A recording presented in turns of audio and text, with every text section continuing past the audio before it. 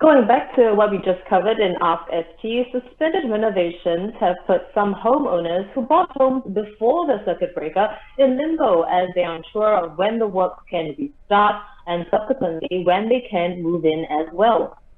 One such homeowner is Mr. Bruno Tay, who joins us now to share his experience. Bruno, we understand renovation works are underway for your new place. They were originally slated to complete this month, but are now delayed due to the circuit breaker. Even with the recent announcement that suspended renovation works can resume, you are probably looking at another 3 months before you can move into the new place. Could you give us a brief rundown of events so far? Yes, sure. I was slated, as you mentioned, I was slated to move in the middle of May. We started renovations in my house in my new place in January, and I think around April when the CB was announced, I think the contractors and we literally had only 2 days to prep up to close up everything, and it was a big rush to do so.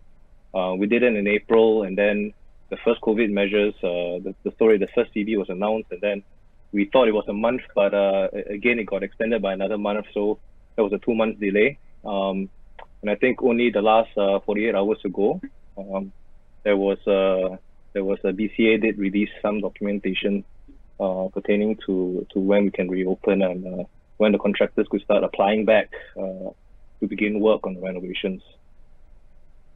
Right. So, Bruno, how does it affect you and your family? Is it just a matter of inconvenience having your renovations pushed back by 2 months now?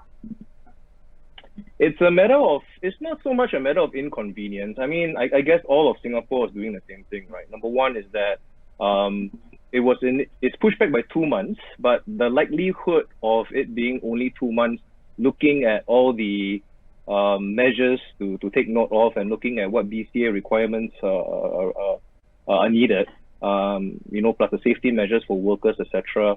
I think it would be much longer than the 2 months, frankly. So that does add a lot of inconvenience to us in terms of when we're supposed to move out, as we are paying a mortgage on a new property, but at the same time we are also paying again for the property I currently live in. So there's cost to be considered as well. Right. Well, the suspended works don't just affect you and your family. Presumably, whoever bought your current place can't move in as well since you haven't moved out. So could you share more on how you've had to manage all these moving parts? I guess this is, I guess I won't be the only one having this issue. I mean, as I said, I was supposed to move in May. That means that I was supposed to leave this current property in May as well. And the new owners were supposed to move in, or at least renovate this present place in at least towards the end of May. And I guess that affects me as the owner, it affects the new owner, and it also affects the owner of the other owner. So I think there are 3 owners at least affected in this, because you do know it's a trickle-down effect. Yeah, definitely. There's a trickling down effect. So what's next for you, Bruno? Do you know exactly when renovations for your new home will resume? I'm actually, as I said earlier, right, the BCA only released, I think, some of the documentations and processes in the last 48 hours or so. So I'm having a call with my architects and the contractors tomorrow morning, and that's as far as I know, right? But looking at the run through of the documents so far, I think it's really by a process of, I think us as owners, we have to fill in some forms, contractors have to fill in some forms, we have to submit it all to the BCA first for approvals, and that's really one of the first things to do.